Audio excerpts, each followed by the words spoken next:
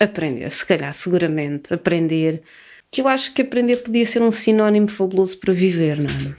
Mesmo nos meus piores momentos, que toda a gente tem, e eu já tive uns muito maus, hoje olhar com serenidade e pensar o que é que eu consigo trazer deles, dos erros que tu cometes, do que é que tu aprendes, é isso que dá alguma tranquilidade. Tipo, gente, pá, pronto, ok, fiz muita porcaria, mas aprendi qualquer coisa. Andava por aí a tentar saber quantas vezes vão esmagar a ilusão e encará-la de viés. Olá e bem-vindos ao Falar Criativo. Eu sou o Rui Branco e este é o podcast sobre criatividade e as pessoas transformam as ideias em algo de valor. A convidada desta vez é um regresso, é a Cristina Nobre Soares. Ela já foi a convidada número 64 do Falar Criativo e nós já andávamos para reconversar há algum tempo e conseguimos arranjar um bocadinho para falarmos os dois.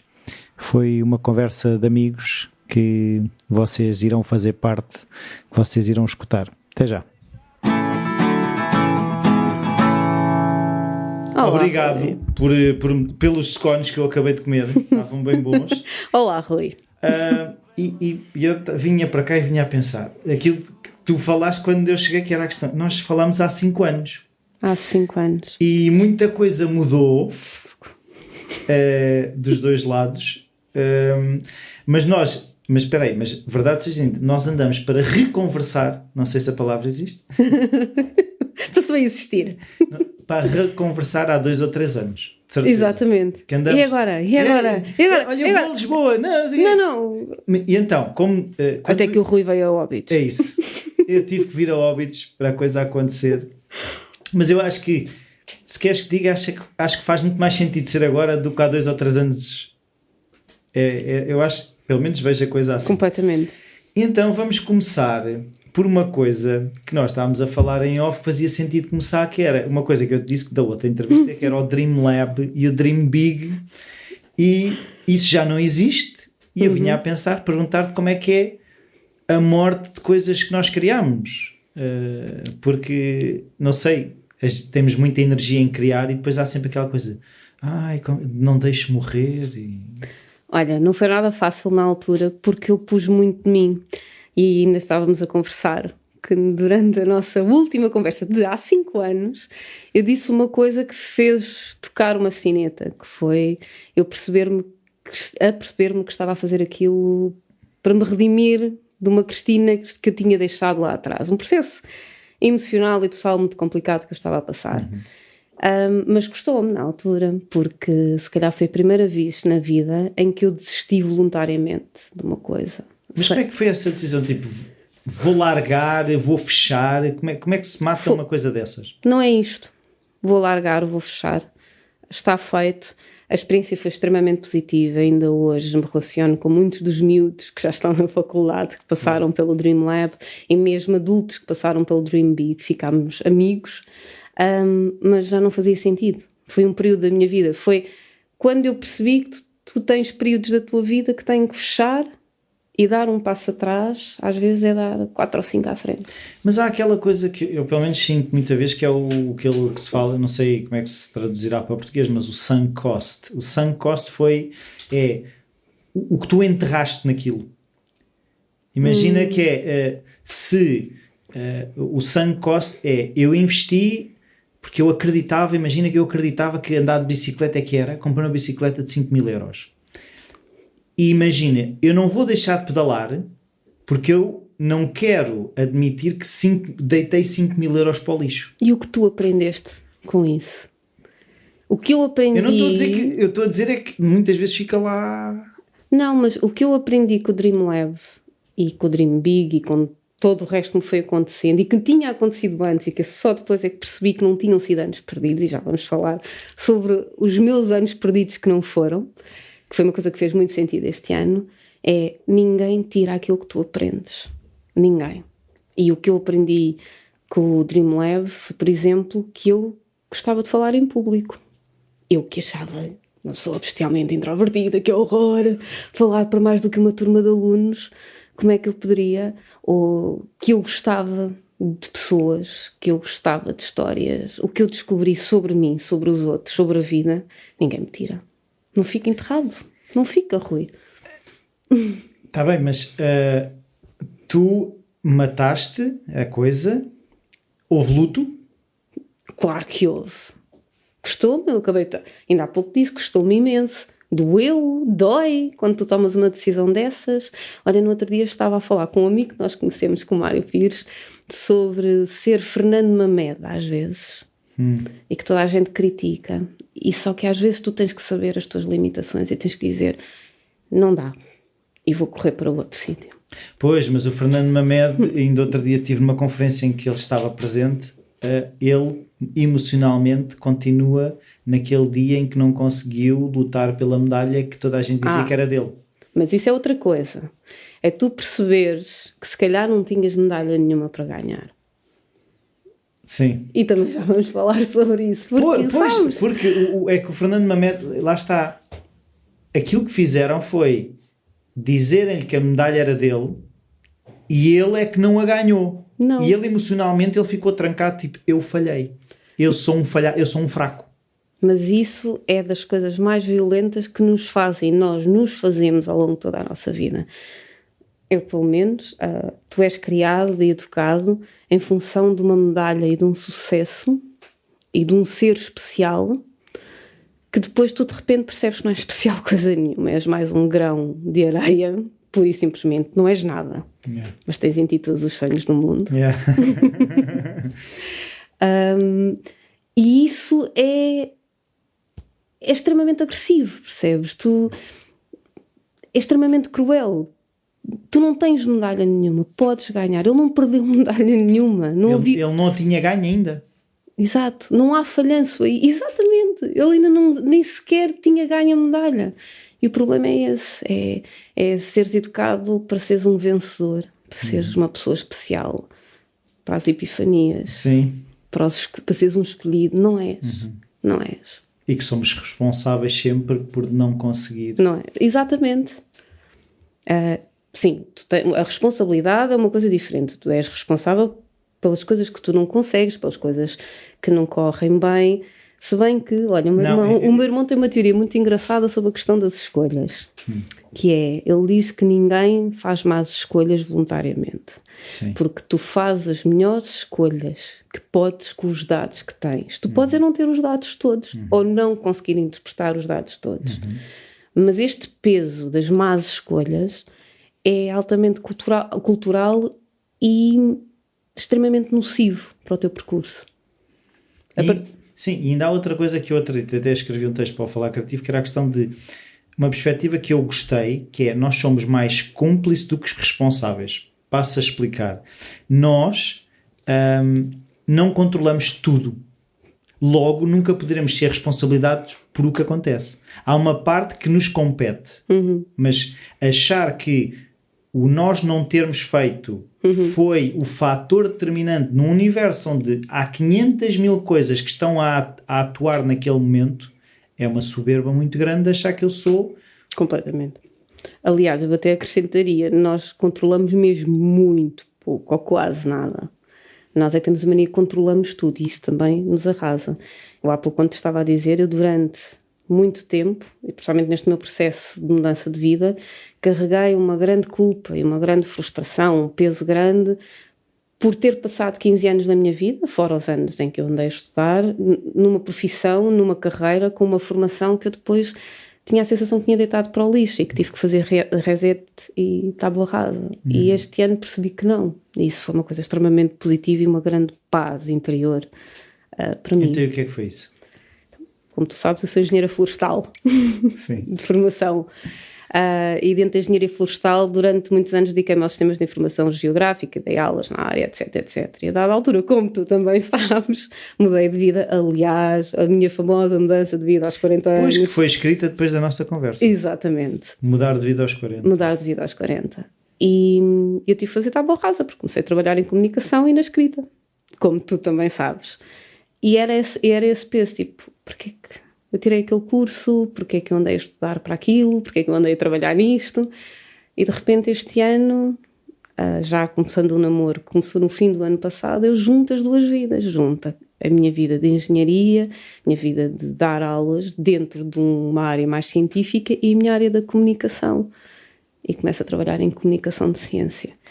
E para além de ser uma área que me apaixona profundamente, já me apaixonava, não é? Sem eu saber que poderia ganhar dinheiro com ela e fazer disso a minha vida. Epá, foi em termos pessoais um momento, não foi uma epifania, foi um fazer sentido.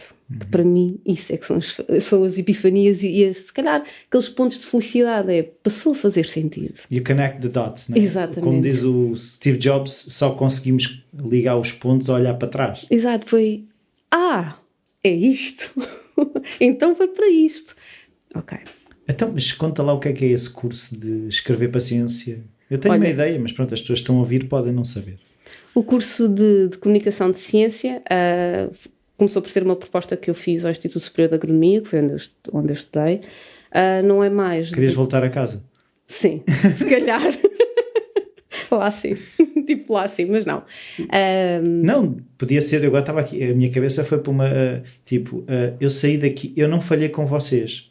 Não é? É um bocado... Se calhar foi qualquer coisa freudiana do género, eu vou voltar a casa, eu tenho que resolver isto. Fazia as pazes com o pai e com a mãe. Yeah, exatamente, se calhar foi. Pronto, olha, nunca tinha pensado nisso, mas se calhar... E começou por ser uma proposta minha e basicamente é ajudar investigadores, cientistas, eu gosto mais do termo investigador, pessoas que trabalham em ciência a saírem daquela linguagem mais hermética, mais complicada, que faz com que as outras pessoas que ouvem a ciência pensam isto não é para mim, eu não quero ouvir, eu não estou a perceber nada, e ajudá-los a passar a mensagem. E tem sido muito, muito giro. Pois, mas é uma preocupação que eu começo a sentir cada vez mais, como tu sabes, agora eu também voltei a estudar, e outro dia eu vi o termo que é importante, claro que tem que ser um inglesismo, né? Que é o outreach. De que forma é que o conhecimento que é gerado nas academias não chega cá fora, não é porque não haja os meios para o fazer, é muitas vezes mais a linguagem do que os meios. Sim. Mas olha, também é preciso que eu te conte que isto não foi uma ideia só minha. Isto, mais uma vez, tem a ver com todo o caminho destes 5 anos que nós andamos para marcar a entrevista.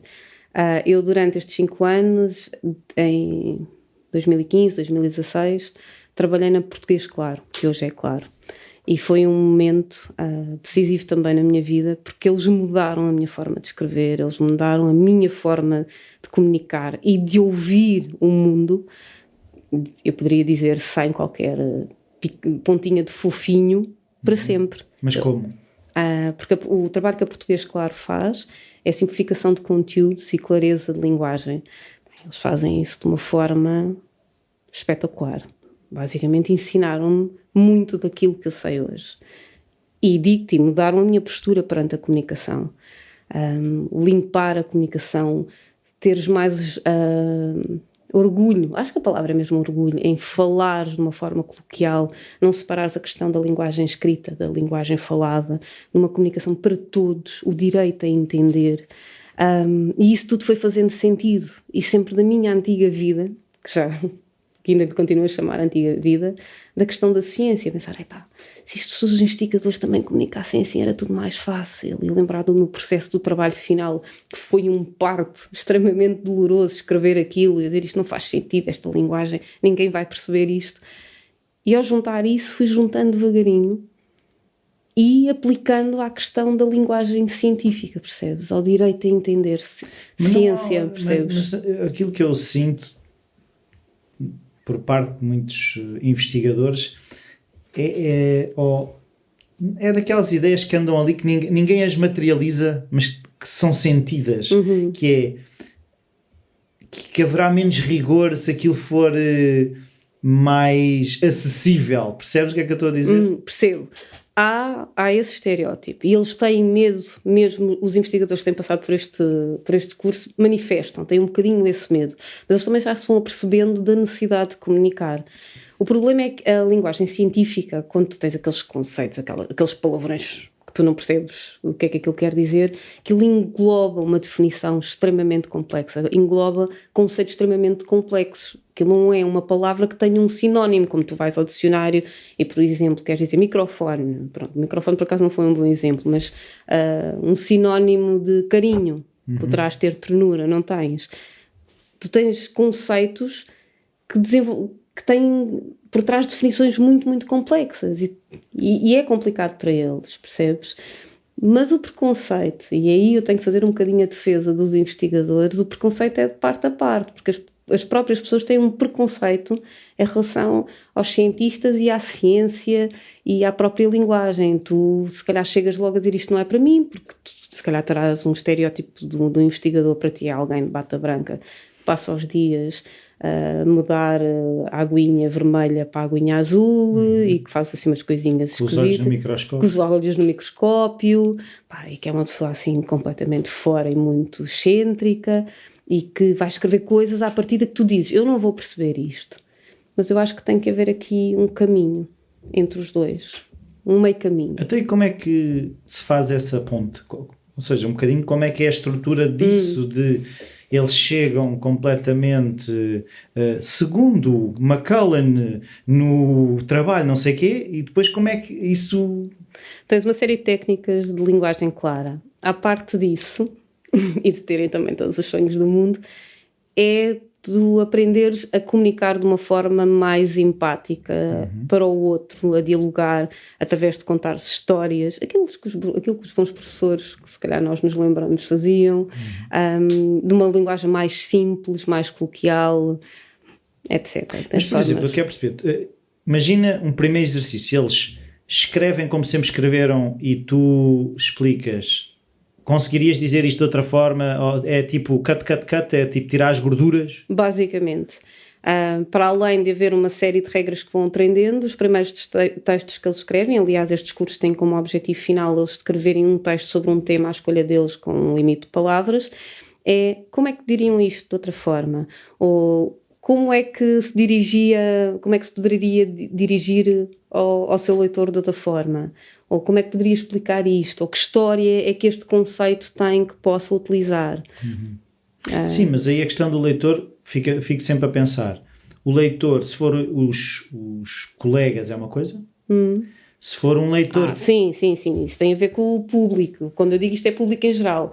Uma das coisas que eu repito até a exaustão neste discurso é que se tu estiveres a falar entre pares, aquilo que eu estou a dizer naqueles cursos não faz sentido. É a linguagem científica e eles têm que usar aquela linguagem científica entre eles e aí sim faz todo o sentido. Mas porquê é que não faz sentido? Porque, como eu te disse, tu tens conceitos científicos que tu tens que usar de uma forma rigorosa e é uma linguagem que tu usas. É como se tu falasse uma língua diferente, falasse a língua ciência. Fazes a língua de ciência. Entre pessoas que falam ciência, não tens necessidade de traduzir para outra língua que outras pessoas percebam.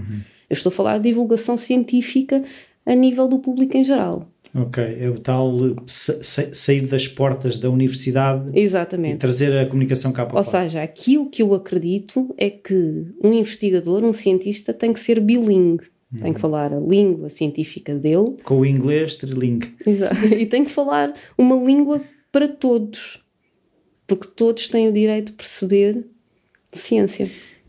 E, da perspectiva deles, o que é que eles ganham com isso? Pergunto eu. Porque muitas vezes aquilo que eu sinto que é a escrita só é valorizada entre pares, porque depois o público em geral, lá está, como foi sempre chocando com a tal linguagem científica, não está nem aí para receber. Logo, eu, como investigador, porque é que eu vou mudar vou ter que aprender uma nova língua. Rui, a ciência foi o que nos trouxe até aqui. A ciência é uma passagem de testemunhos de milhares de anos. A ciência não faz sentido sem esta passagem de testemunhos de uns para os outros, sem mestres, sem discípulos, sem pessoas que ouvem os discípulos sem nunca os serem. No século XIX, as pessoas iam ver os grandes acontecimentos, as grandes descobertas. Era um acontecimento para as pessoas. A ciência, entretanto, perdeu isso. A ciência não faz sentido, trouxe-nos até aqui. Nós estamos aqui através dessa passagem de testemunho. E tu achas que as pessoas estão receptivas?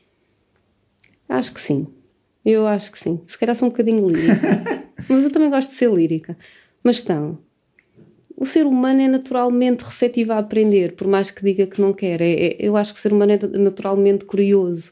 Tu não consegues enterrar a tua curiosidade, a menos que estejas completamente desligado, queimado, exato.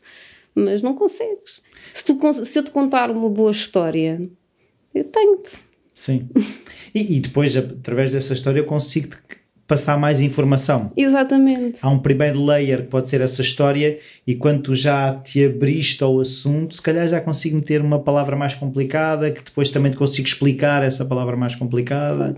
Eu acho que isso só faz sentido, assim, estavas a perguntar, achas que isto faz sentido? Claro que faz. Para mim, isso, obviamente, naquela série do Ricky Gervais. O Afterlife. Estava aqui, olha. Exatamente. Onde é que está? Olha ali, Afterlife. Estás a ver? Ele, a dada altura há uma cena fabulosa, entre as muitas cenas fabulosas dessa série, em que uma velhota que ele encontra no cemitério lhe diz: nós estamos aqui para nos acompanhar uns aos outros. Exatamente. Que era a frase que eu tinha aqui para ver contigo. Só que, Rui, nesse acompanhar é também a aprendizagem que temos uns com os outros. Uhum. Eu acabei de dizer, ainda há pouco, que no nosso último podcast, quando eu digo, através de uma pergunta tua, que o Dream Lab foi uma redenção, eu acabei de aprender uma coisa. Isto é preciosíssimo. Uhum. Como é que tu me podes dizer? Achas que tem sentido? Claro que tem. Nós aprendemos uns com os outros. Sim. É o que nós levamos desta vida, Rui. Não, por acaso eu tenho sido muito honesto com os textos que escrevo para o blog do Falar Criativo, que aquilo são exercícios para eu perceber assuntos que eu começo a pensar neles. E o ato de escrever sobre eles é a maneira de perceber o que é que eu já percebi e o que é que eu ainda não percebi. Sem dúvida. Sem dúvida. É esse o exercício. E eu agora, há bocado disseste uma coisa, que foi a questão de a maneira clara como falamos e a maneira clara como escrevemos, de que forma Sim. é que isso... Eles também estão preocupados com a oralidade, ou é essa comunicação para eles é entendida como vou só mudar a maneira de escrever? Mudar a forma de escrever, se calhar é o principal objetivo, até porque o curso é muito focado na questão da forma como eles escrevem, produzir artigos, mesmo para jornais, revistas, etc. É muito focado nisso. Até porque, provavelmente, eles estiverem a comunicar oralmente, acabam sempre por ser mais claros, porque tu és mais simples na forma como tu falas, do que como tu escreves.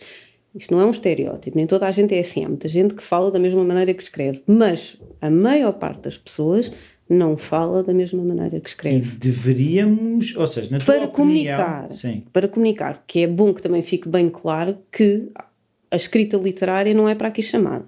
Não é isso que estamos a falar. Não, minimamente, pronto. Não, mas já me colocaram, mas isto agora vamos simplificar a literatura. Eu não, por amor de Deus, eu não estava a falar de literatura, não tem nada a ver. Sim, mas não vamos estar a falar, sim. Pronto. Entrou pela sala, a luz entrava pela janela. Não. Agora devolvo-te uma pergunta. Quando tu me perguntas, mas devemos falar todos assim, comunicar assim, tu quando comunicas comigo não queres que eu perceba o que tu estás a dizer? Sim. Pronto, já me respondeste. Sim, não, o objetivo é esse. Não, e aquilo que tu estavas a dizer de, no fundo, testarmos as coisas quando as expressamos. Sim. Quando estamos a conversar, eu estou a tentar perceber se aquilo que eu acho está... A maneira como comuniquei é clara e é entendida. E se não entendeste, porque é que não entendeste? Que me obriga a ir repensar aquilo que eu tinha pensado. Portanto, das duas, uma. Ou tu não percebes muito bem aquilo que tu estás a explicar, que é um caso que acontece muito mais frequentemente que o que nós pensamos. Verdade. E a linguagem, pronto. E às vezes até temos essa consciência que não percebemos. E aí a linguagem dá imenso jeito para nos escudarmos atrás da linguagem, para não repararem na nossa ignorância. Outro, tu até sabes o que é que estás a transmitir, mas não o transmites da forma mais clara ou mais direcionada para mim, sabendo a pessoa que eu sou. Pronto, uma das coisas que tu tens que saber em comunicação é o teu público-alvo. Tu não podes, ou não deves, podes, mas não deves, se calhar, comunicar da mesma forma para toda a gente, porque as pessoas têm percepções diferentes, os públicos são diferentes, não podes comunicar da mesma forma para uma criança do que para um adulto de 40 anos. Uma criança de 5 anos tem uma percepção e um determinado tipo de conhecimento que um adulto de 45 não terá. Depois tens a questão da escolaridade, das vivências, etc. Terás que conhecer o teu público-alvo. Depois tens o terceiro ponto, que é o que é que eu não sei sobre o que tu estás a dizer e eu não ter percebido. A culpa, se é que há culpa aqui, poderá ser inteiramente do receptor.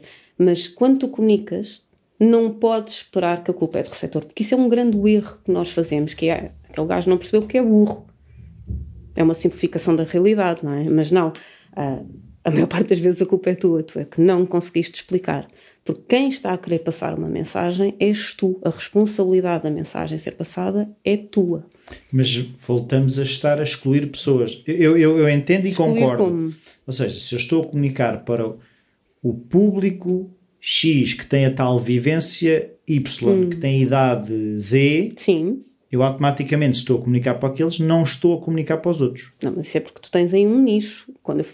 Uma das perguntas que me fazem nas aulas é: e se nós não conhecermos o público? E eu então tenho que pensar no mais baixo nível de escolaridade que vocês têm ou na idade, porque se tiver aí esse tem que perceber apenas digamos, uma pessoa com a 4ª classe no meio de 100 pessoas e vocês querem garantir que as 100 perceberam, vocês têm que pensar nessa pessoa com a 4ª classe. É o tal exercício, explica-me como se eu tivesse 4 anos, é um bocadinho Exatamente. esse. Sim. Exato. E agora lembrei-me... Se bem que também não se explica muito bem as coisas às crianças, porque também depois tendemos numa coisa que é o paternalismo e infantilizar, não é? Sim.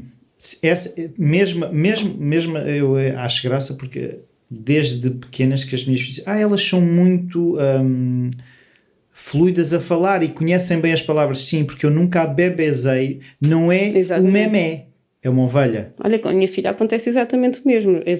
Os educadores dizem, ela tem uma linguagem já muito evoluída para a idade. Que eu nunca fui. Eu nunca... Não tenho paciência para isso. E eu sempre me irritou e as pessoas não entendem. Tem um atraso na fala. O atraso está em quem falava com essa criança. Claro que haverá atrasos, situações, mas em muitos casos tu vês que houve essa preguiça ou esse... Exato, nós fazemos as crianças às vezes um bocadinho de parvas ou mesmo burras. Faz-me lembrar uma frase do Fernando Pessoa que diz: nenhum livro para criança devia ser escrito para crianças. Pumba. Mas se fores ver as histórias boas, toda a gente as entende. Dos 8 aos 80, não é?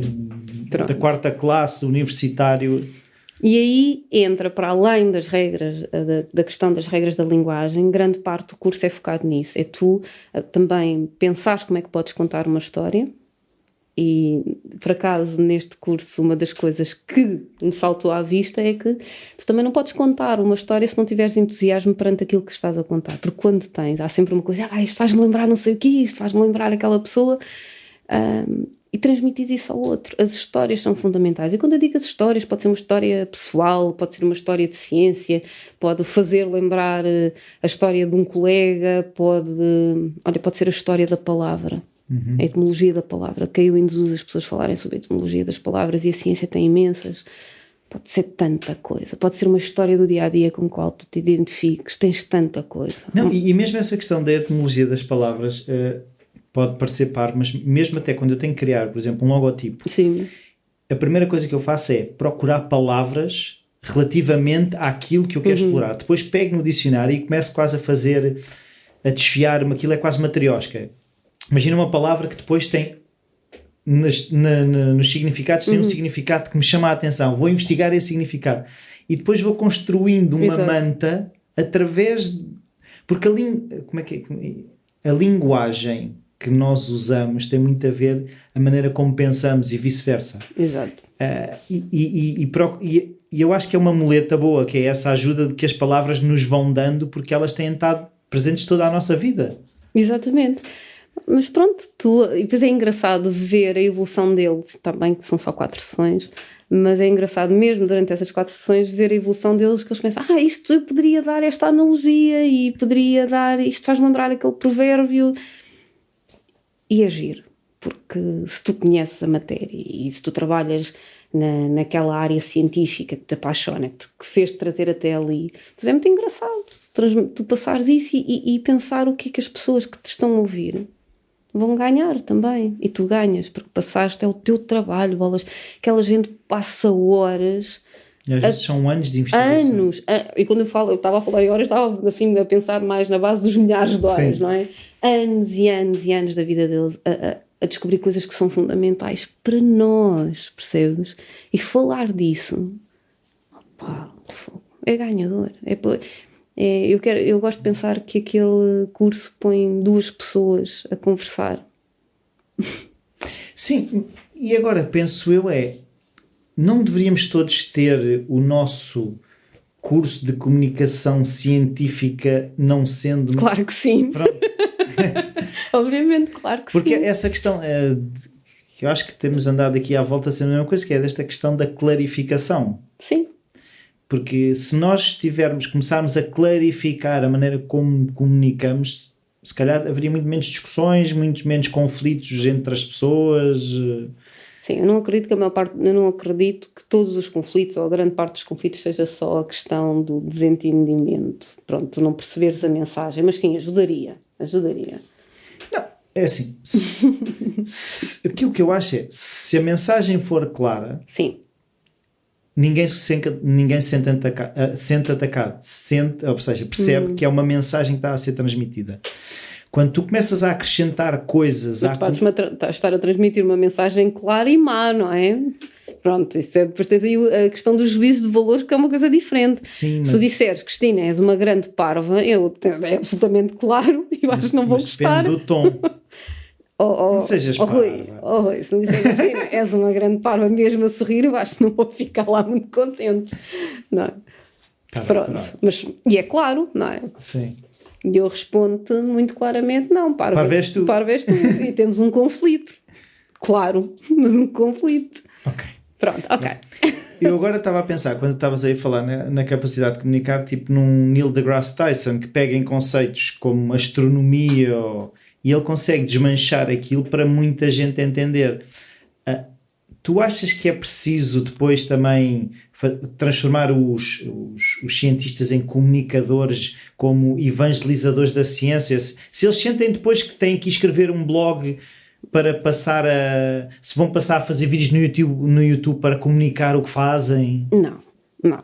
Eu acho que nem toda a gente tem que sentir que é um grande comunicador. Cada um faz aquilo que realmente sabe.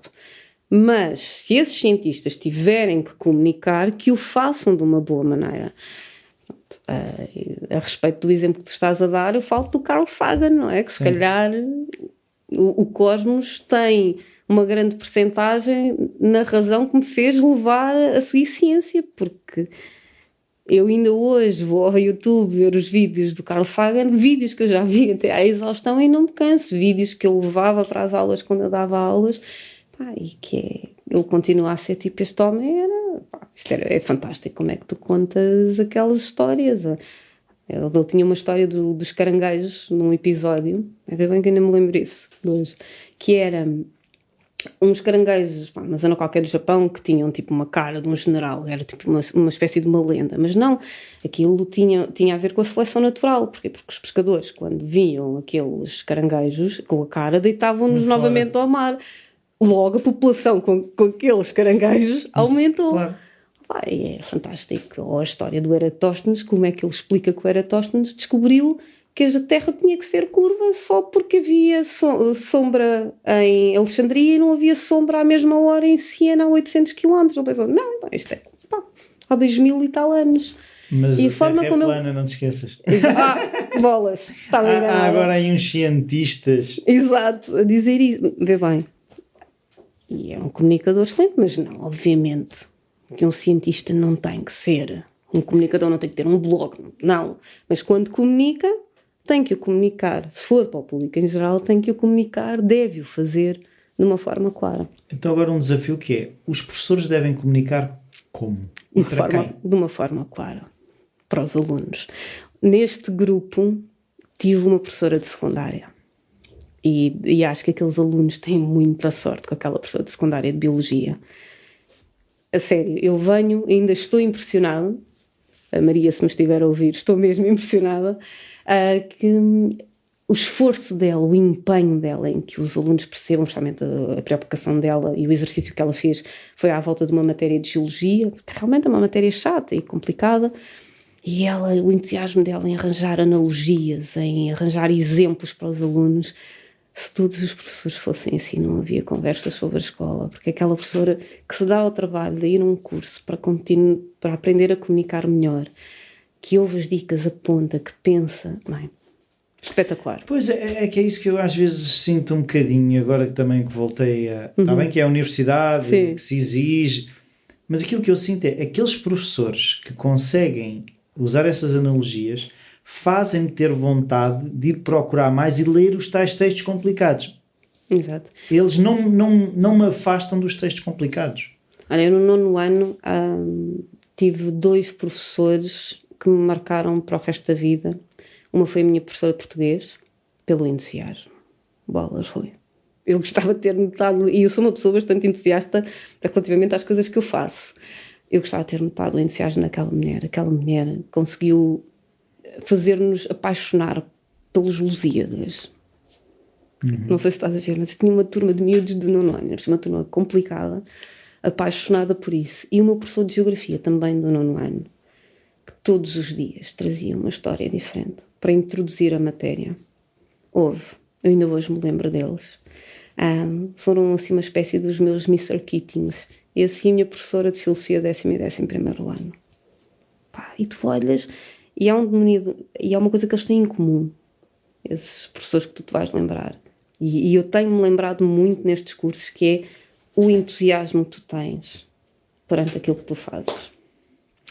Fizeste-me lembrar imediatamente de 2 professoras áreas completamente diferentes. Uma foi uma de Físico-Química, não tanto por essa, como é que eu ia dizer, essa capacidade de comunicar ou assim, mas a capacidade de estar preocupada que tu aprendas, um lado quase maternal na aprendizagem, que a aprendizagem deveria ser tua. Sim. Esse lado de se preocupar em que tu aprendas. E outra foi uma professora de português também, no 7º ano, que pegou na lírica de Camões e nos fez-nos ensinar com fantoches a lírica de Camões. Nós fizemos a lírica de Camões em fantoches. Tu sendo mais ou menos pronto, nós somos mais ou menos da mesma idade, sou 2 anos mais velha do que tu, de certeza que tu tens 27, não é? Não, 26,5, obviamente, Rui. Parvoíce. Ainda por cima uma pessoa que escreve um artigo me dá devido aos 40, não é? Mas eu sou uma visionária. Eu com 26 já sei o que é que me vai acontecer. Ficção científica. Exatamente. Que é um género que eu gosto muito. Sim. Mas agora esqueci-me o que é que eu ia dizer. E foi muito mal. Pois foi. Não, da minha professora de português ter feito os fantoches. Já sei. Nós somos daquela geração do Mr. Keating. Toda a gente queria ter tido um Mr. Keating ou ser um Mr. Keating. Eu sou mais daquelas que, pronto, têm aquela missão de um dia ser um Mr. Keating para um aluno que seja. Não, mas era isso que eu ia dizer. Eu tinha mais a aspiração de o ser. Pronto. E o Mr. Keating, pronto, e o Clube dos Poetas Mortos, tu tens vários temas, tens a questão do Todd com os pais, tens o Neil que morre, tens ali várias sobre a libertação individual, mas eu acho que aquilo é um filme sobre o entusiasmo também, porque aquele homem representa o entusiasmo sobre a poesia, ele ensina aos alunos a apaixonar-se, porque a paixão é um entusiasmo que tu tens por outra pessoa, por outra coisa, sim, não é? Sim. E é o entusiasmo pela vida, o entusiasmo pela poesia. Tu não fazes nada nesta vida se não te entusiasmares. Então, eu agora quero perceber como é que tu tens entusiasmas. Uma pessoa vai ao teu site e diz storytelling, voz da marca, onde é que está? Voz da marca, storytelling, escrita de conteúdos. Agora, apaixona, como é que tu te apaixonas? Isso é o trabalho que eu faço com as empresas. Sim. Qual é a paixão que tu tens nisso? O trabalho que eu faço com as empresas em termos da voz da marca, que é também uma paixão, é um dia. E o que é isso da voz da marca? O que é a voz da marca? A voz da marca é a identidade verbal com que uma empresa se apresenta. O Jorge Jesus tem uma voz da marca a ter. Normalmente, as pessoas só pensam no design. Olha a ironia, olha a ironia. Não, agora falando a sério, tu quando pensas na identidade de uma marca, o que tu pensas logo é no logotipo, sim, no Pantone. Nike. Exato, na imagem gráfica, pronto, sim, no aspecto. E eu acrescento, que eu não acrescento nada, que isto já existe, já é feito nos Estados Unidos, né, em Inglaterra, a questão da voz da marca, que é, então, e a forma como tu falas e comunicas. Nós falamos, eu, Cristina, e tu, Rui, nós falamos absolutamente a mesma língua, falamos os dois a mesma língua, mas eu falo de uma forma diferente. Neste momento eu estou a gesticular com as mãos e tu estás aí uma pessoa perfeitamente decente e sossegado e quieto. Pronto. Uso um determinado tipo de palavras, tu usarás outras com mais frequência, dás um tipo de entoação, se calhar usas frases maiores do que eu ou mais pequenas, se calhar usas mais hesitações, portanto, eu se descrevesse por aí. Digo muitas vezes ou seja. Eu uso muitos advérbios de modo, Tu nem por isso é a minha voz da marca. Tu tens a tua. E eu ajudo as empresas a identificarem a forma ideal para comunicarem também, mais uma vez, identificando o que é que querem vender e o público-alvo. Mas isso eu queria perceber uma coisa. Eles de alguma forma já têm uma voz que pode não ser muito consciente, ou não? Não. Ou não. Por norma, quando eu chego às empresas, é mesmo o fator ou não. Nós queremos comunicar melhor, sentimos necessidade de comunicar melhor, como é que nós vamos fazer isso? Pronto, é aí que eu entro. Então como é que tu começas a imagina, agora eu quero ter a voz da marca, tenho uma empresa de meias. Pronto. Whatever. Não, a questão é como é que isso começa o processo. Que tipo de meias é que tu fazes? Para quem é que fazes essas meias? Que meias é que tu ambicionas vender? Portanto, aquela Tem que ser as meias para toda a gente, voltamos sempre ao mesmo. Não. São meias para toda a gente, também há uma forma de comunicar as meias para toda a gente. Só queres vender meias para o Natal, para as famosas prendas. Mas às vezes não se percebem quando tu confrontas, as meias são para quem? Não, isso é giríssimo, claro que sim, isso é a parte mais gira do trabalho, que é depois o cliente dizer-te: epá, eu ainda não tinha pensado nisto, olha, engraçado, esta conversa já me está a ser muito útil. Eu, olha, ainda bem. Pode pagar. Exato, tenho aqui a faturinha. Mas pronto, mas olha, tem piada, mas olha, ainda bem que me está a fazer pensar nisso. Porque as pessoas acham que estão a fazer para toda a gente, ou seja, não estão, mas acham que estão. Exato. Eu de tal maneira que eu começo sempre por um questionário que lhes envio por e-mail e aviso sempre, faço sempre um aviso prévio, uma espécie de disclaimer. Olha, eu vou fazer uma série de perguntas, algumas delas parecem-se um bocado esquisitas que não e absurdas, têm nada a ver com o assunto, mas são mesmo necessárias. E depois aquilo gera-se o processo, porque eles começam a dizer: olha, aquela pergunta que me fez, aquilo fez-me a pensar. Eu demorei mais a entregar porque eu fui pensar sobre aquilo, sabe? E muitas vezes, e isso volta-nos à nossa conversa, se tu não sabes o que estás a comunicar, é difícil tu comunicá-lo de uma forma que os outros entendam, claro, não é? Claro. Então, e depois como é que é isso? As pessoas têm um guião do que é que têm que dizer, é isso? Uma série de regras de como podem fazer boas práticas. Eu não gosto muito da palavra regras porque não é tipo regra mesmo ali. Sim, mas há uns princípios que cada vez que eles quiserem comunicar, se seguirem aquilo, estão dentro da voz. Sim, exatamente. Ok. Até e o storytelling onde é que entra?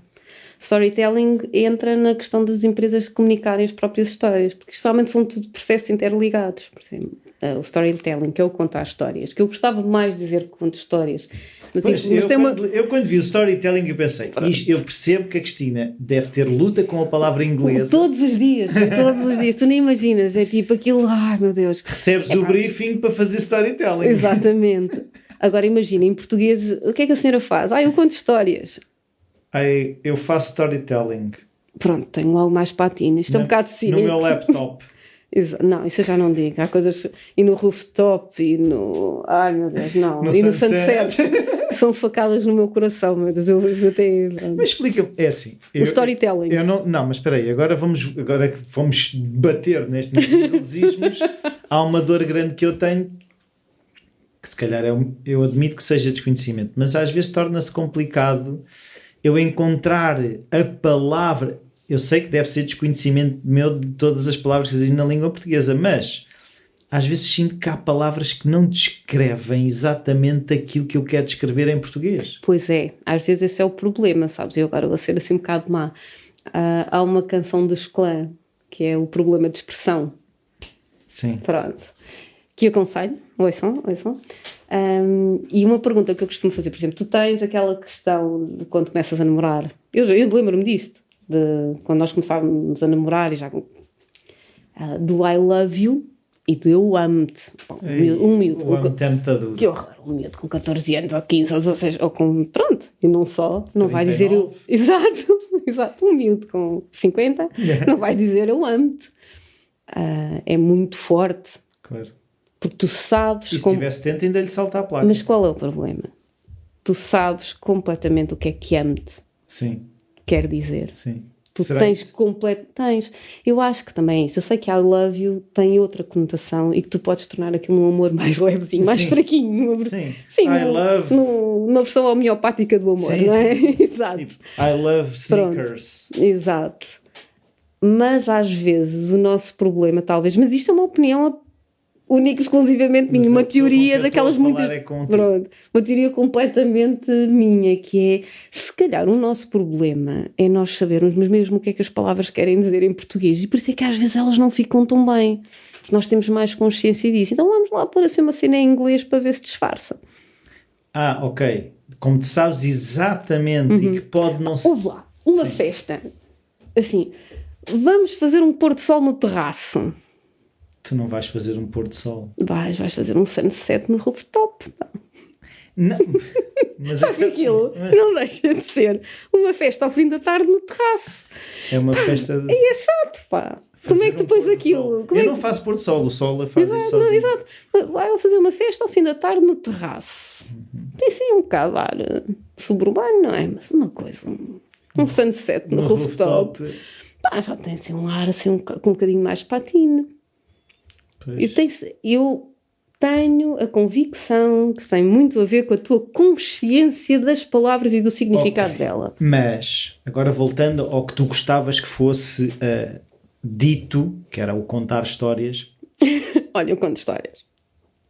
Mas a questão é essa que é, eu acho que não se leva tão a sério, ou seja, storytelling é uma coisa profissional, contar histórias não é uma coisa profissional.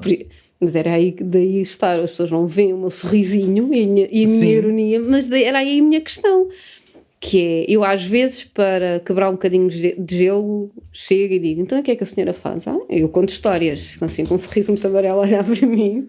Pronto, Então você não faz nada. Pronto. E depois aí recupero o meu ar profissional e sério. E diz storytelling. Agora que já consegui a atenção deles, disse, não, pronto, isto é storytelling. Senhora, exato. É que...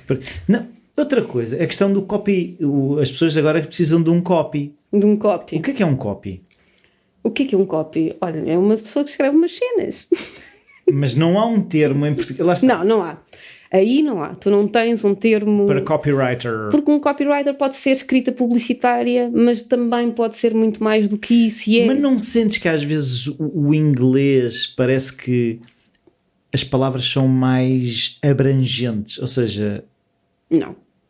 Não digas isso. Não digo. Da gente ainda se sanca. Não sou nada mais abrangente. Levo com uma cadeira Exatamente, não digas isso. nos horns.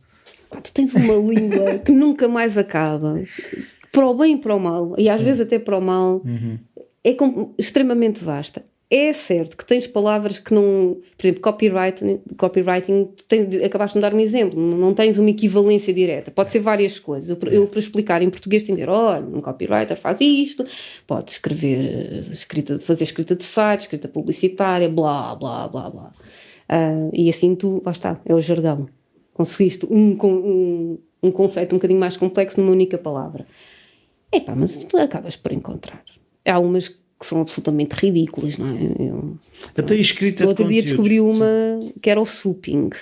Souping? Que Comer sopa? Comer sopa. Estás a ver? Ficaste sem palavras. Eu também. Mas eu li isto numa revista, que o souping estava na moda. Porquê é que não há de estar?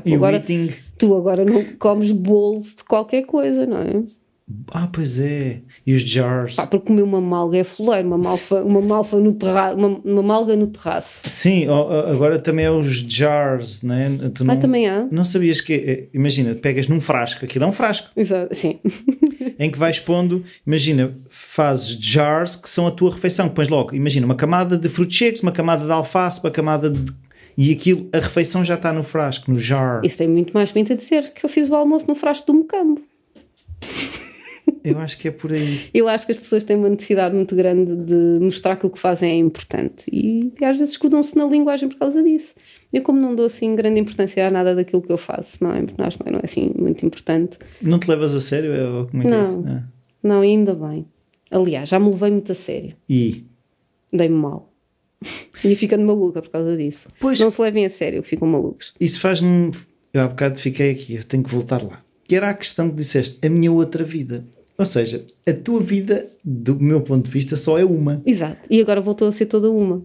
Eu tive ou achei que tinha que a separar para poder fazer um reset.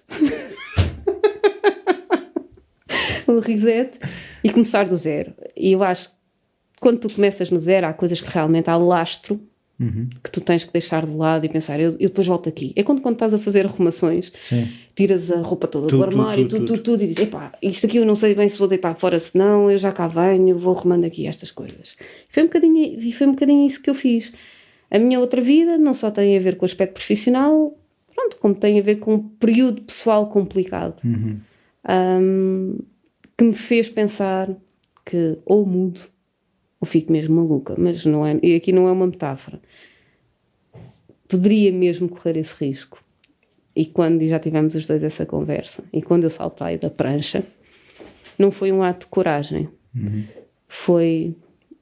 a minha outra solução era ficar com uma vida destroçada. Então salvaste. Provavelmente. É assim, olha, eu não sei se vou morrer da queda. Sim. Mas olha, pelo menos tento. Mas ao menos a vista é bonita quando se vê no ar, não é? Não sei, nem dei por isso. Foi, olha, siga. Pois é, que agora falaste nisso, também era um dos assuntos que eu queria trazer aqui, também está aqui escrito no papel. Estou-me a antecipar. Não, é que parece Estou a cabo da entrevista. Não, o que é engraçado, e é que é mesmo engraçado, é a quantidade de coisas que estavam aqui escritas e que tu vais... Ou tiveste a ler o papel ou... Pronto, eu confesso, palmei do papel lá. Não, mas, cá ver. Não, mas é a questão da prancha... Então vai fazer perguntas indiscretas. Não, da casa da prancha de 10 metros, porque nós andámos... E isso é uma coisa que eu gostava publicamente, que é nos microfones do Falar Criativo, agradecer-te, porque... Sim, porque tu podes não ter a noção, mas houve muitas conversas que nós tivemos no Messenger... que vieram em momentos às vezes muito difíceis para mim e que acabaram por dar algum sentido ou pelo menos dar-me uma réstia de esperança. Opa, e não me vais pôr a chorar. Olha que eu choro com muita facilidade. Mas é verdade, houve muitas daquelas conversas que se calhar tinha sido mais fácil pegar no telefone, mas estávamos ali até que lá os dois, em que... algumas foram murros mesmo no estômago em que eu tinha que me confrontar com coisas que tu me ias puxando e também deve ser um ato de serendipity. Lá está, serendipity. Toma, não sei agora, arranja-me lá uma palavra para serendipity. Epá, não arranjo porque não me irrita-me essa palavra. Desculpem. Amanhã, quando tu publicas isto, vou ser apedrejada. Pá, mas não. Sim, não há serendipity. É um acaso. Okay. Olha, dou-te um exemplo. Porque não... Ficas à espera que te aconteça alguma coisa absolutamente espetacular, que isto tem uma história que eu já te vou contar. Porque não, é tão bonito dizeres isto, demora mais tempo. Ok. Estava à espera que acontecesse uma coisa espetacular, mas às vezes aparecia aquela tua figura que aparece no Messenger. Aquela bolinha. Parecia que estavas a ler pensamentos, porque aquilo houve uma tendência... que às vezes também era assim, às vezes era eu fazia tipo um post e tu a seguir vinhas dizer qualquer coisa e eu, caraça, já fui apanhado. Tal. E eu tinha que me confrontar com muitas inseguranças e coisas, algumas que acho que já ultrapassei, já saltei da prancha. Porque tu partilhaste essa questão de um vídeo muito engraçado das pessoas, a maneira de lidarem com o saltar de uma prancha de 10 metros e a metáfora que aquilo é para a vida. E eu muitas vezes estava nessa reflexão da prancha de 10 metros e íamos trocando mensagens de tu, quando é que saltas? E eu acabei por saltar mesmo, estava a contar-te que saltei mesmo de uma prancha para a água, estava lá água. Exato, que esse é outro, nós nunca sabemos, não é? Se vamos bater com a cabeça no chão e barbalharmos todos. É porque na piscina nós ainda, por muito medo que tenhamos, sabemos que a água cai em baixo. Pois. Na vida não há. E às vezes estatelas-te bem, não é? E então, já te estatelaste... Muitas vezes. E então, e como é que reconstróis? Como todo o ser humano faz, levanta-se, sacode-se, lambe as feridas e siga. Não há grande ciência. Eu não acredito em epifanias, nem em grandes cenas. É sobrevivência. Nós somos uma espécie altamente resistente e resiliente, que são duas coisas diferentes, que as pessoas confundem os dois conceitos. Epá, cais, levantas-te, lambes as feridas, recomeças. Cais outra vez, levantas-te, lambes as feridas, não tem ciência nenhuma. Pá, é a vida. É a vidinha, como eu costumo dizer. É a vidinha. Pois é. A vidinha, que é muito chata, às vezes custa, mas é o melhor que a gente tem. Só conhecemos esta, portanto temos que levar da melhor maneira. Pois, mas eu lembro também nessas conversas que foi uma coisa que fomos falando, que é quando partilhamos os dois essa dor, que é quando temos filhos. Pois. A resistência é que uma coisa é saltarmos nós da prancha, outra coisa é trazermos uma criança às costas. Completamente.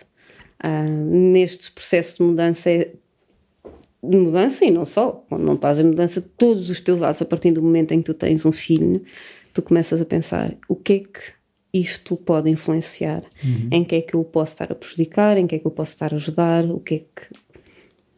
Mas também tens que fazer um bocadinho as pazes com isso, não é?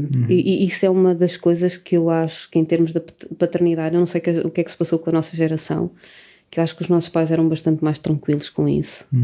Nós queremos ser os pais perfeitos, que produzem memórias perfeitas. Os nossos filhos só nos vão lembrar a bem de nós. Não! Má notícia, os vossos filhos vão dizer sempre mal de vocês também. Dizem, pá, o meu pai era muito boa pessoa, mas era muito chato. Ou a minha mãe, pá, tinha cá um feitio, mas era boa pessoa, mas tinha cá um feitio. Somos humanos. Mas eu acho que também, mais uma vez, é o peso. Mas é impossível, quando tu tens filhos, obviamente, que tu pensas neles. E estão sempre na equação, não é? Um bocado essa coisa de... São um peso maior na tua equação. Sim. É o lado de ciência da coisa. Não há volta a dar o texto. O filho, quando tu tomas uma opção tipo, ai meu Deus, será que eu estou a prejudicar? Será que de alguma forma estou a influenciar negativamente o futuro dela? Não é? Eu tenho uma, tu tens duas. Mas pronto. Mas ao mesmo tempo, são eles que também nos dão força, não é? Há muita coisa que eu faço, não pela minha filha, mas por ela existir. Estás a perceber? Estou. A minha filha, ainda por si é giríssimo, porque ela agora está numa fase de 15 anos, é adolescente e já consegues ter determinado tipo de conversas com ela. Sem dúvida, há coisas em que se calhar a minha filha e o Hugo, meu marido, que eu não faria se não fossem eles. Às vezes eu tenho a sensação que tanto o Hugo como a Leonor são mais eu do que eu mesma. Quando às vezes eu estou quase a não saltar da prancha, são eles que estão lá, nós estamos cá em baixo. Yeah. E é o teu porto de abrigo. Yeah. Pois, é esse o desafio, não é? É saber. Lá está, eles não vão poder saltar por ti, mas podem-te ajudar na queda, não é? É um bocado... Não podem, definitivamente estão lá, fazem parte disso. Então, e eu agora queria perceber que outro projeto que já terminou. Exato. É que isto parece a conversa tirando da Imagina ciência. Imagina se esta conversa tivesse sido ao fim de 10 anos. Ia bem, aqui já novos e bonitos, que foi um projeto que é o Mais de 40.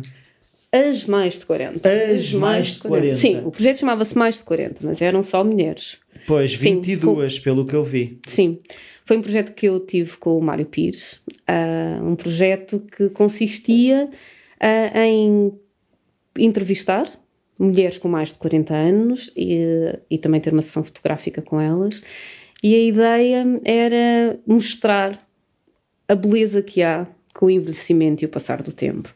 Foi uma ideia que eu e o Mário tivemos num evento do Mário, numa exposição que ele teve na FNAC, das Book Loving Girls. Sim. Onde foram algumas Book Loving Girls.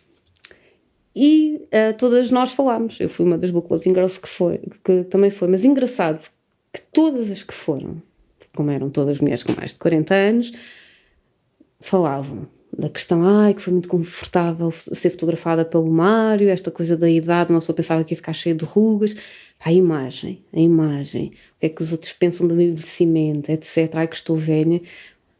E essa ideia surgiu, bolas. Vamos mostrar que uma mulher com mais de 40, 50, 60, 70 anos é uma mulher bonita, não é nova. Nós não queremos mostrar que elas são novas. Sim. Ou aquela coisa tipo, que estão muito bem para a idade. Para aquele termo que me irrita. O que é estar bem para a idade? Não está com a vivo. Exatamente, olha, exato. Estou viva, estou ótima. Ainda não estou muito bem para a minha idade. Exato, ainda estou viva. Respiro. Pronto. E a pressão da imagem nas mulheres...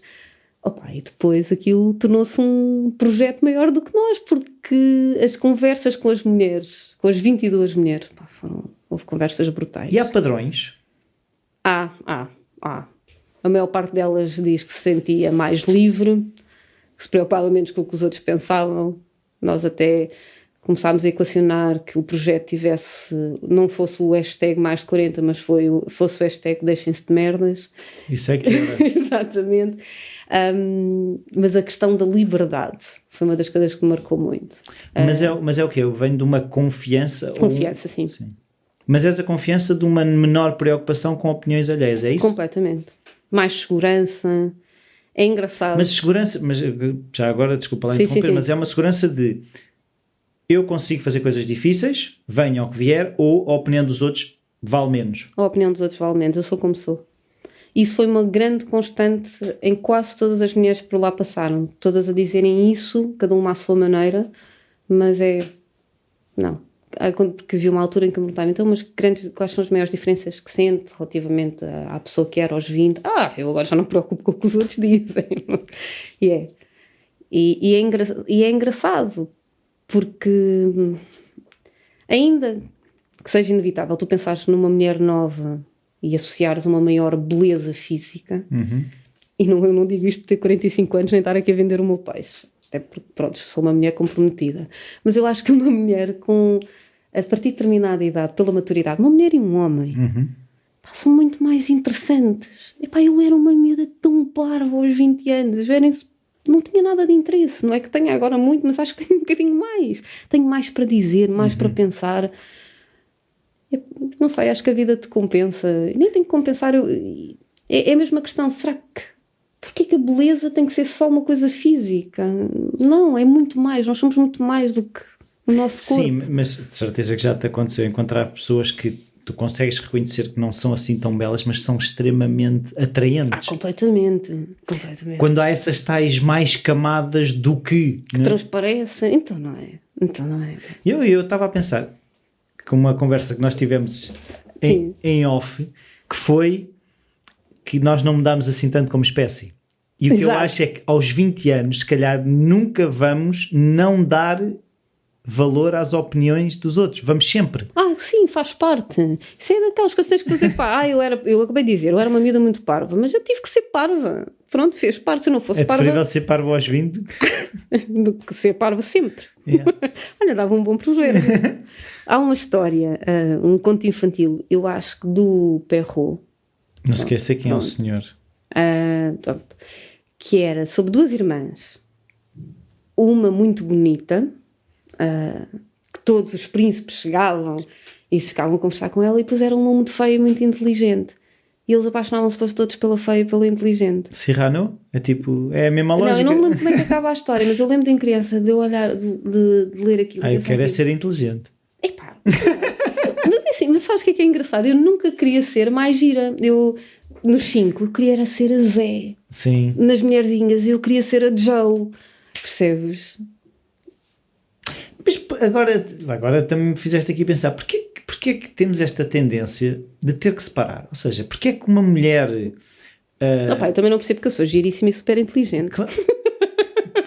mas há essa tendência, mas não achas que há aquela coisa de este estereótipo, tão gira, ela não deve ser muito esperta. Claro que há, porque estereótipo é feia, deve ser muito inteligente. É assim, estás-me a perguntar porque é que nós temos estereótipos? Sim, tu que estudas comportamento. Dá a brincar. Tipo, olá, o que é que eu agora vou dizer isto? Diz o que quiseres. Olha, eu li uma coisa no teu site, gostei muito. Diabo. Eu vou começar a ler.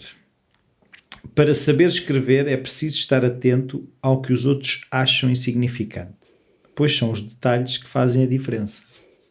Pois são. E o que eu queria perguntar era de que forma é que nós passamos a estar mais atentos aos detalhes e de que forma é que construímos uma comunicação clara a partir dos detalhes, se isso se pode fazer. Olha, a primeira pergunta não te sei responder. Porque... Pumba! Não te sei. Como é que nós estamos mais atentos? Exato. Como é que estamos mais atentos aos detalhes? Não sei, porque eu sempre estive muito atento aos detalhes e não sei sequer como é que se desliga. Okay. Às vezes gostava que se desligasse, porque é cansativo. Gostava. Como é que isto se desliga? Pronto. Aquela coisa de às vezes perceber... Drogas. Exato, se calhar.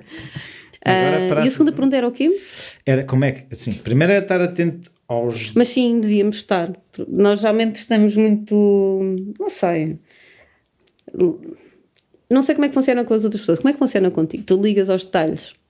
Infelizmente sofro do mesmo mal que também não desligo e estou muito atento aos detalhes. Ora, e reparo, bolas, devíamos ter aqui alguém que não liga nenhum aos detalhes para dizer como é que é viver assim. É a velha teoria de que essas pessoas são mais felizes, não é? Não sei. Eu questiono isso. Que os loucos, mas que é aquela coisa dos... Eu não acho nada isso. Também não acho. Os loucos lidam muito com os detalhes. O problema, se calhar, tu chamas loucos porque às vezes ligam a detalhes que para ti não estão lá, não é? Sim. Eu lembro-me agora de um louco, porque a minha mãe trabalhava num sítio que dava para o pátio do Miguel Bombarda, o Sim. Hospital de Maluquinhos. Sim. A felicidade e a paz que eu via num maluco a tirar papéis do muro e simplesmente tardes inteiras a ver papéis a descer ao sabor do vento. E depois, anos mais tarde, quem é que é o maluco? Uma pessoa que anda frenética de um lado para o outro a tentar se ingrar na vida, ou um gajo que está fechado numa instituição a ver papéis cair? Pois, grande pergunta, não é? Mas Somos todos um bocadinho malucos. Um bocadinho ou muito. Esta questão da normalidade... é só uma questão de gestão, não é? Então, não é? Mas a outra pergunta que estávamos a fugir é de que forma é que os detalhes depois podem servir para construir essas coisas? Eu acho... O quê? As histórias... Sim, tudo. Essa comunicação clara. Eu vou-te falar antes da questão dos detalhes para as histórias. Porque para mim as histórias começam a partir desses detalhes. As personagens são feitas de detalhes. Tu olhas para alguém e pelo menos se calhar acontece, se calhar vais fixar ou a vez que a pessoa repete aquela palavra, ou o tico que tem com as mãos, ou uns olhos de uma cor que nunca viste, ou às vezes a forma como está vestida. No outro dia ia no metro um fulano com um chapéu vermelho, não é propriamente um detalhe insignificante, não é? Mas um chapéu vermelho daqueles... Tipo cowboy? Não, tipo dos dançarinos de flamenco, mas em vermelho. Epá, e num metro tão cinzento, com pessoas com cara sombática e cinzenta, eu passei a viagem toda, Olhar para o chapéu. do Cacho Sodré até ao Campo Grande, epá, completamente. São os detalhes, as histórias daquilo, e a pensar o que é que faz um homem levar aquele chapéu? Quem é ele? Quem é ele? Começa tudo por aí, começa tudo por um detalhe. Tu provavelmente, às vezes que te apaixonaste pela tua mulher, se calhar foi de uma vez que ela disse qualquer coisa de uma determinada forma e fez um determinado gesto. Já viste a insignificância que isso tem no todo da tua vida? Sim. Um detalhe mudou a tua vida. Sim. Não, e isso Para não sei se responder à pergunta. Respondeste. E há uma coisa que eu queria falar contigo, que é, eu até, que como eu escrevi aqui, foi Facebook, depois a seguir escrita de café. Eu vou explicar isto. E depois vinha no caminho para Óbidos e vinha a pensar numa coisa que eu vejo a tua escrita como os filmes do Bergman. Passa a explicar. É preto e branco. Não é isso. Não é isso. Se calhar é um problema de daltonismo ou assim uma coisa. Não, mas a questão que as pessoas às vezes lhes faz confusão no Bergman, e que a mim me fascina no Bergman, é a capacidade de descrever ficcionando a realidade de uma forma tão verdadeira. Ou seja, quando eu leio os teus textos, aquilo é tão verdade e ao mesmo tempo é uma ficção, e é o que torna mais credível. Não sei se me estou a conseguir explicar. Sim, acho que sim. Tu sentes o mundo assim, ou seja, porque às tantas fala-se, escrita e ficção, parece que temos que ir para outros mundos. Quando que eu acho que o grande desafio é conseguir contar uma história da realidade. Percebes ou não? Sim. A respeito da tua pergunta, se eu sinto o mundo assim, sinto, claro que sinto o mundo assim. Não tens necessidade de pôr Às vezes sim. bells and whistles? Claro, às vezes sim, às vezes até faço exercícios que depois dão umas reações engraçadíssimas no Facebook, que eu tenho que dizer, ouçam, nem tudo o que eu escrevo é verdade. Sim, de vez em quando lá vêm esses posts. Exato, é lá. Maneira aí, né? Exatamente, isto é tipo um exercício, tipo, como é que eu me sentiria se fosse uma pessoa numa determinada situação? Olha, se fosse um homem, pronto. Às vezes gosto de fazer este Estás a exercício. pensar em mudar de sexo? Exato. Cristina, não faças isso. É. Não, e gosto de fazer esse tipo de exercício, mas sim, muito, muito daqueles meus pensamentos. É como eu sinto o mundo. É como eu vejo o mundo. Tento tentar ver o mundo, às vezes também por outros olhos. Mas sei. não tens a tentação de quase de enfabular... Sim, claro. Claro. Mas como é que é? Escreves uma primeira vez, apagas, voltas a escrever. Como é que é essa relação com o que tu escreves? És de editar muito? És de vomitar logo a coisa? Olha, depende. A maior parte das vezes. Olha, foi a palavra que me ensinaram que é a palavra mais importante no curso de Psicologia. É. Depende. Olha, eu sempre usei muito. Olha, tenho pessoal, amigos meus que gozam muito. Tipo, agora vais perguntar a Cristina, ela vai dizer depende. Claro. Mas depende. Em termos de escrita profissional, empresarial, edita imenso. Volta ao texto, respira, volta. Até porque a edição de texto é um bom suplício. E qual é o critério dessa edição? Do quê? De critério como? Ou seja... Estou-me a afastar do microfone. Sim. Escreves. Sim. Lês. Sim. O teu olho, qual é o filtro quando estás a ler? Do género, isto está aqui a mais, repetiste a palavra, leio muito em voz alta. Leiam os vossos textos em voz alta, por amor da santa, porque de certeza que vão reparar numa série de coisas. Sim. Repetição de palavras, cacofonias. Então, cacofonias, excelente. Também nas frases. Epá, eu já disse isto, mas por outras palavras, etc. Isto está deselegante. Clichês. Ai, por amor de Deus, não é? Tanta coisa. Outro tipo de texto, pronto. Há os, digamos, aqueles da tal escrita de café. Eu faço uma coisa que o Hugo me diz que não sabe como é que o meu cérebro não gripa. Eu também não. Pronto, não sei como é que ele não gripa, porque eu escrevo muito antes, a montante do processo. Muitas vezes, quando eu me lanço para o papel, eu já sei exatamente aquilo que eu quero dizer, mas sou capaz de estar a pensar horas naquilo. Como é que eu vou dizer? Mas é claro que acabo de escrever um texto e tantas vezes que me acontece escrever um texto, tipo, epá, ganda porcaria. Mete fora. E reescreve. Isso é outra coisa que eu passo muito, que as pessoas têm aquela ideia da musa inspiradora. Ui. Treta. Pá, não. O processo de escrita faz-se muito de reescrita. E reescrever. E a partir do momento em que tu também perdes medo e tens um olhar de desassombro perante isso, é natural. Mas não, aquela coisa, o sabor... Eu acredito que haja génios da escrita que escrevam à primeira, como o Mozart compunha à primeira.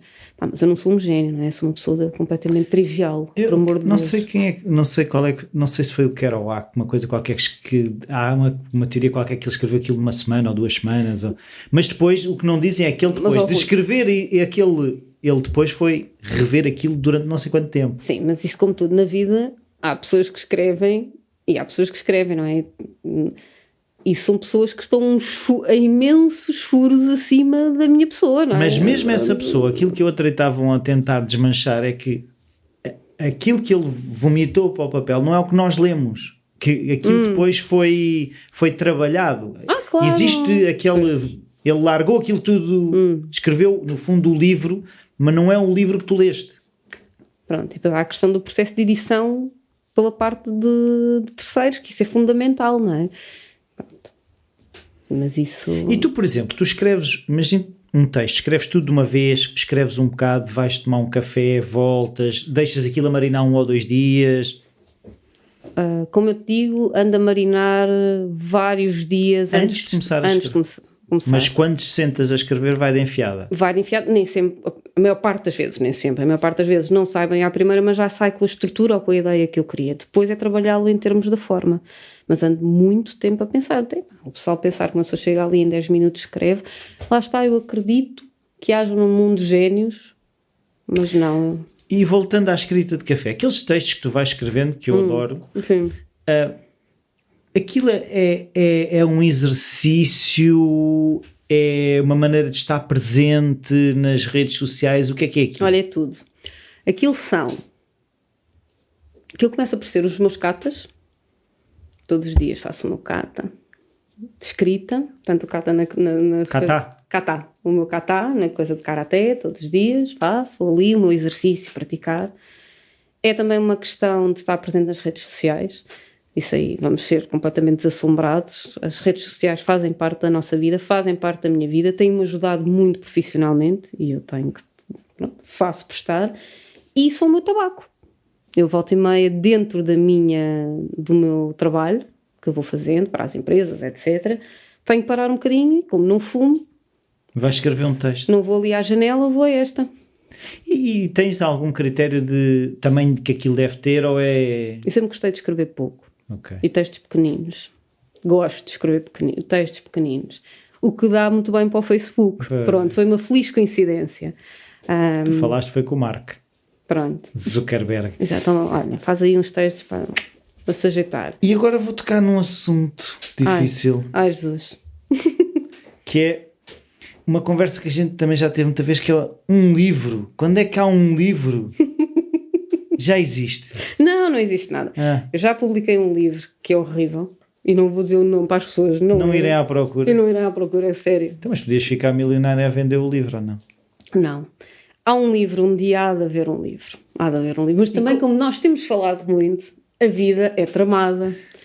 E o tempo não chega para tudo, e há outras prioridades, e às vezes as prioridades não são tanto tempo, mas como o cérebro focado, nós estarmos focados noutras prioridades. Não é? E qual é a relação com... Porque eu também cada vez mais consigo ter paz do que não estou a fazer. Já vai... É porque eu lembro-me que ao início aquilo virava-te aí do avesso. Virava. Mas sabes que eu acho que o livro... Também já entrou numa fase que houve uma altura em que as pessoas me perguntavam: então, quando é que acabas de escrever o livro? Eu tipo, ai meu Deus, parem com isso. E acho que o livro entrou, felizmente, para as pessoas numa fase em que entrou uns meses antes de eu engravidar da minha filha. Porque as pessoas estavam assim: então quando é que vem o bebê? Quando é que tens um bebê? Nunca mais vinha o bebê, a gente não estávamos muito para aí virados, até que entretanto eu engravidei e o pessoal entretanto já se tinha convencido que eu não podia ter filhos. E eu ando com esperanças que as pessoas... esqueçam! Então como é que está o livro bebê? Até o livro bebê. E quando saímos, afinal escreveste o livro. Um dia há de vir, tudo tem o seu tempo. Eu também já fiz as pazes com isso. Era uma coisa que me angustiava muito. Lá está, apareceu o Fernando Mamed, não é? Sim, estavas preso emocionalmente. Exato. Mas eu tenho a certeza que sim, eu quero, sei o que é que eu quero escrever. Tenho vários livros na minha cabeça. Não é só um, o problema é esse. E sei que um dia há de haver tempo quando a minha vida acalmar e estabilizar, porque afinal mudei de vida e de carreira há 5 anos, tenho 45 anos e é uma coisa que também temos falado, o peso da idade. Eu não me sinto minimamente velha, mas quando há miúdos de 20 e tal e 30 anos a saberem e já com mais experiência do que eu tenho essa pressão. Eu costumo dizer, eu por cada ano que faço profissionalmente tenho que fazer o equivalente a 2 ou 3 das pessoas normais. É um pedalar muito intenso, bom, e sinto-me bem com isso, só que é um esticão, não é? E uma pessoa também não vai para nova, não é? E tem que dormir. Sim, mas relativamente a isso que estavas a falar, de nós já termos uma certa idade e de haver dessa pressão... Não digas uma certa idade, isso é pior. Não, ter 45 ou sim, 48 ou 50... somos umas velhas carcaças, sim. É verdade. E ter que fazer mais, eu também já passei por aí e eu comecei a perceber que aquele miúdo, de que tem 30... pode ser um mega cromo numa cena, mas ele não consegue ver aquela cena de 3 maneiras diferentes como eu consigo. Pois. Porque as vantagens que nós temos de ter andado nas várias vidas é que nós conseguimos olhar para aquilo e ele depois, se calhar, quando tu lhe deres as 3 visões, o gajo agarra naquilo e fosca aquilo e tu nunca mais o apanhas. Sim. Mas ele não consegue... Ele precisa de ti. Aquilo que eu estou a dizer é que a nossa visão fragmentada de várias pessoas que nós já fomos faz falta. Claro.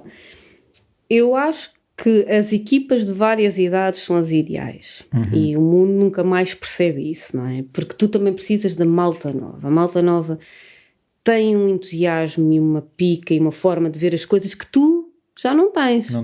Não tens. Quer queiramos... Até porque eles estão a viver num tempo e num não diferente. Exato, ainda não tiveram filhos.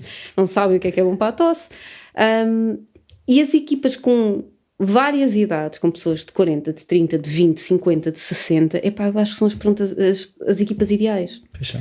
E eu não percebo, confesso Olha, que é há uma um coisa livro que não há em ultrapassa. português que tu devias ler, que é o Wisdom at Work, que é o Chip Conley, que precisamente ele aos 50 e qualquer coisa foi para o Airbnb trabalhar com miúdos de 20 e poucos e a aventura que foi ele aprender com eles. Exato. E isso é fundamental.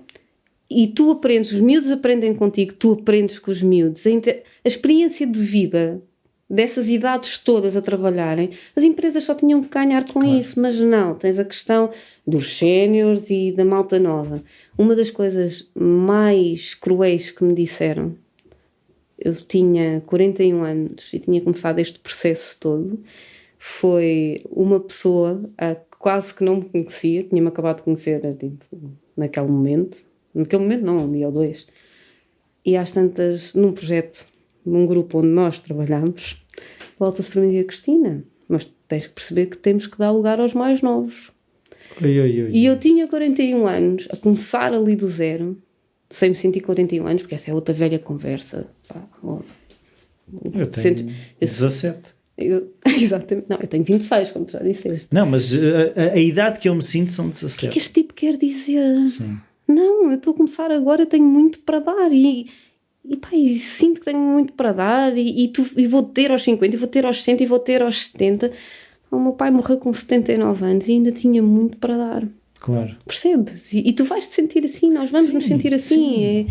A questão... Não podemos é morrer antes de estar mortos, não é? Claro. Mas há muita gente que aos 19 já está assim, não é? Yeah. Não é preciso envelhecer. É assim, não estava aqui, mas estávamos a falar. Falta-nos um projeto teu que a gente não falou que aconteceu. Foi os Assombrados. Que há bocado falaste nos Assombrados. Ainda não falámos nos Assombrados. Exato. Meu, do Bruno Malteses e do Mário Pires. Pois é. Um projeto muito agir. E era do quê? O que é que eram os Assombrados? Os Assombrados foi uma ideia louca que nós os três tivemos, de fazer histórias, de inventar um percurso, histórias alternativas aqui para o Óbidos. Aquilo eram 8 histórias interligadas, que escolhemos um ano, que acho que 1941, não, de 49, meu Deus, nem sei o ano em que escrevi aqui da data, que eram histórias de mortes, teoricamente, assim uma coisa tétrica, mas não era nada, tudo histórias interligadas, que iam buscar recantos de Óbidos desconhecidos. A ideia inicial era para darmos a conhecer esses recantos de Óbidos. Tudo aquilo transformou-se numa exposição. O Bruno ilustrou, o Mário fotografava os recantos a partir dos quais o Bruno fazia as ilustrações e eu depois escrevia as histórias. Tu escrevias a história depois da fotografia e da ilustração estar feita, era isso? Muitas vezes era, ou o processo começava a par com o Bruno, lembro-me da Russa, que nós também, e agora que história que nós vamos escrever? Eu posso falar disso que a Laura sabe. Até que a Laura entra no Cowork Lisboa e começa a falar, diz: olha, a Laura é que era um bom exemplo para ser a russa, assim com os olhos e não sei o quê. Começámos a inventar e depois a Laura contou uma história de ser de uma avó ser parecida com um cartaz, ou ela que era parecida com um cartaz russo. Pronto, criámos ali a história. Outras vezes era eu que escrevia a história e dava ao Bruno para ilustrar. Portanto, teve vários processos. Foi um parto muito difícil, teve ainda 3 ou 4 meses ali exposto no Museu Abílio Matos e Silva, e foi engraçado, foi um projeto mesmo muito, muito giro. E o que é engraçado é que não sei quantas coisas, e aquelas, lá está, eu começo a perceber é que eu sinto em ti que todas elas, lá está, te trouxeram alguma aprendizagem. Completamente. Eu aqui há uns tempos escrevi um post, olha, que é mesmo sobre a minha vivência. Eu topo tudo, menos não aprender nada com ninguém. Há uma coisa que eu não tenho pachorra na vida, eu aturo tudo. Eu até sou pacífica. Tenho a mania que tenho mau feitio, porque sou muito explosiva, emotiva e não sei o quê. Mas sou muito emotiva, sou muito, pronto, agora já menos, pronto, uma pessoa já, uma certa idade, como tu dizes. Ou uma idade certa. O quê? Uma certa idade ou uma idade certa. Exato. Olha, tu não me desconcentres que eu esqueço-me outra vez do que é que eu estava a dizer, que eu sou completamente, depois começo a pensar noutra coisa, sou horrível. O que é que eu estava a dizer? Estavas a dizer das aprendizagens que topas tudo. Mas estar num sítio onde não aprendo nada é um sofrimento para mim. Uma das coisas que eu estou sempre a dizer ao Hugo é que eu estou sempre a aprender com ele. Eu seria incapaz de estar com uma pessoa com a qual não conseguisse aprender. Eu adoro aprender e descobrir Bem, a responsabilidade. Exato. O Hugo no dia em que... O Hugo está a ler a enciclopédia. O Hugo um dia que esteja mais cansado. Epá, eu hoje não aprendi nada. O que é que eu lhe vou dizer? É hoje que ela me põe as malas à porta. Mas percebes? Porque tu podes sempre aprender com qualquer coisa. É fantástico. Olha, eu estava-te a dizer do projeto das mais de 40. Aquilo foi tão enriquecedor, ouvir aquelas 22 mulheres, as vivências delas. E há uma coisa, que isto pode parecer um bocado esquisito, mas eu não sou muito certa da cabeça, que é... Ainda bem. Uma das melhores sensações é quando eu me sinto, quando tu te sentes pequenino e pensas, tipo, epá, estas pessoas é que tiveram vidas a sério, estas pessoas é que sabem da poda. Então, pá, e tu percebes, porque tu, ao teres a noção da tua insignificância, percebes das imensas possibilidades de te poderem acontecer, poder-te acontecer alguma coisa absolutamente extraordinária a qualquer momento, percebes? Pá, pronto, e eu não consigo também meter-me em qualquer coisa sem ser por entusiasmo, não. Então o que é que te entusiasma? São as histórias? Pá, são as histórias, as pessoas, aprender, se calhar, seguramente, aprender, que eu acho que aprender podia ser um sinónimo fabuloso para viver, não é? Mesmo nos meus piores momentos, que toda a gente tem, e eu já tive uns muito maus, hoje olhar com serenidade e pensar o que é que eu consigo trazer deles, dos erros que tu cometes, do que é que tu aprendes, é isso que dá alguma tranquilidade. Tipo, gente, pá, pronto, ok, fiz muita porcaria, mas aprendi qualquer coisa. O que me faz lembrar uma pergunta que não é minha, é roubada, agora que estavas a falar nisso, que é: qual é que é o teu falhanço preferido? Passa a explicar. Qual foi aquele falhanço ou aparente falhanço na altura que depois te veio a tornar um grande sucesso? Ou seja, ou que criou as bases para uma coisa que depois tu reconheces. Se não fosse aquela... Olha, ter tirado engenharia florestal. É engraçado que eu tive a mesma coisa com a arquitetura e é engraçada a coisa que tu dizes dos mais novos, que eu agora estou outra vez na Weed Company a colaborar agora num projeto. Sim. Mas quando estive lá de outra vez, uma rapariga, eu acho que ela tem 25 ou 26 anos, que também tirou arquitetura, mas não está a trabalhar como arquiteta, e foi ela que me fez ver o bem que o curso, que eu durante muito tempo, é que perda de tempo, eu devia ter feito isto, devia ter feito aquilo. E ela conseguiu-me explicar, a miúda, conseguiu-me explicar a mais-valia e fez-me ver o curso de arquitetura de outra forma. Ela ver a importância das misturas? Das misturas. É assim. Mas é isso que eu te estava a dizer. Eu topo tudo na vida, mesmo estar a perder tempo sem aprender nada. E mesmo quando se tu pensares, isso raramente acontece, mas realmente há pessoas com as quais não se aprende nada, realmente. Que ninguém nos ouve. Pelos piores motivos. Mas acho que tu aprendes sempre qualquer coisa. E és mulher de fazer planos? Sou. Então... Mas repara, sou de fazer planos... Cristina, quais são os teus planos para os próximos 5 anos? Não faço a mínima ideia. ou então podia dizer, não posso revelar. Não, isso dava muito mais mistério, não é? Sou uma pessoa de fazer planos. Até porque... Mas és de falar deles em voz alta como aos projetos? Sou. Não podia ser... Porque há pessoas... Por isso é que eu digo muito disparado, porque às vezes não sei estar calada. Percebes? Não, porque há pessoas que têm uma teoria... que eu consigo, assim, há casos que eu consigo ver que faz sentido, que é a questão de quando eu falo nos projetos, depois... Vem muita inveja! E vem inveja e vem... Há uma questão também em psicologia que se diz que tu começas a receber reforços positivos de coisas que ainda não aconteceram e começas a perder entusiasmo. Isso existe. A questão é como é que tu lidas com isso. Tu és de fazer planos e falas deles e... Falo. Porque assim, eu tenho uma característica que é um defeito. Agora parece daquelas pessoas, vou dizer, o meu pior defeito é ser muito honesta e muito igual a mim mesma. Não, teimoso. Eu sou incrivelmente teimosa, mas quando eu digo, eu sou assim a nível patológico. Quando meto uma na cabeça é muito difícil tu tirar-me, sou mesmo tungas.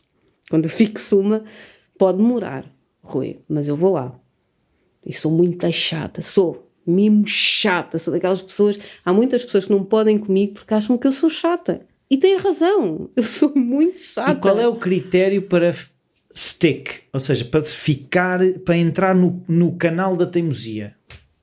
Eu sei que eu quero aquilo e que é importante. Eu penso muito sobre as coisas.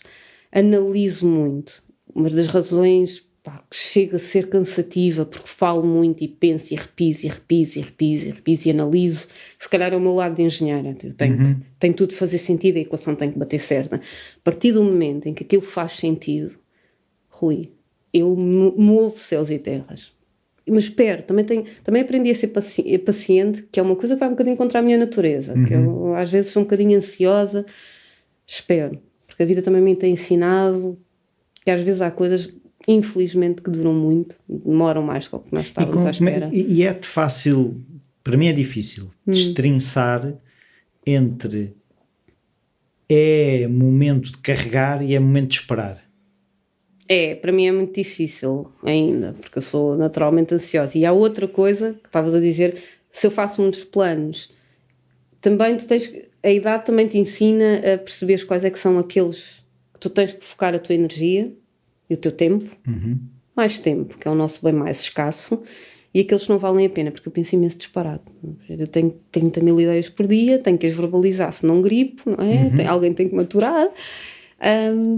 E depois há aquelas que eu sei, não, temos que voltar, temos que refocar. O livro é uma dessas, os livros. Ainda não é a altura, porque a minha vida, neste momento, felizmente por umas razões, infelizmente porque tenho contas para pagar, não me permite ter esse tempo. Mas ninguém, a menos que eu, amanhã tenha aí um acidente e morra, não é? Porque isso é a única coisa que me angustia, porque tu nunca sabes quando é que isso vai acontecer.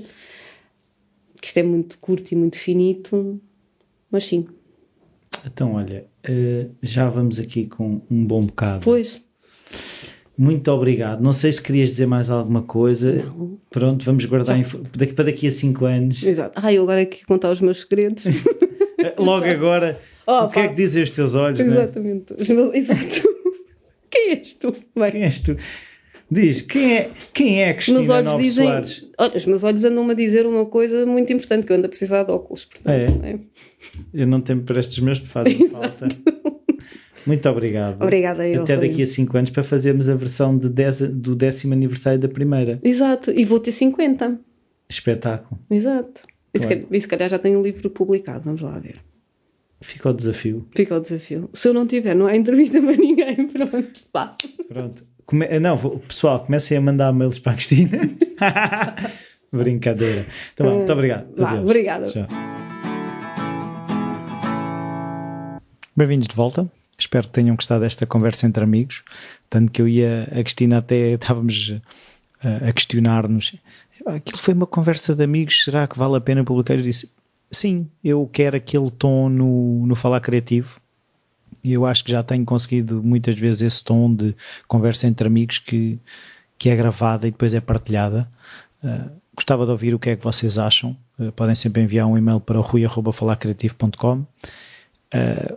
O Falar Criativo agora tem andado uma vez por mês e está a ir na velocidade que eu consigo, porque eu ando com muita coisa a acontecer. Estou outra vez a dar treinos de basquetebol a crianças.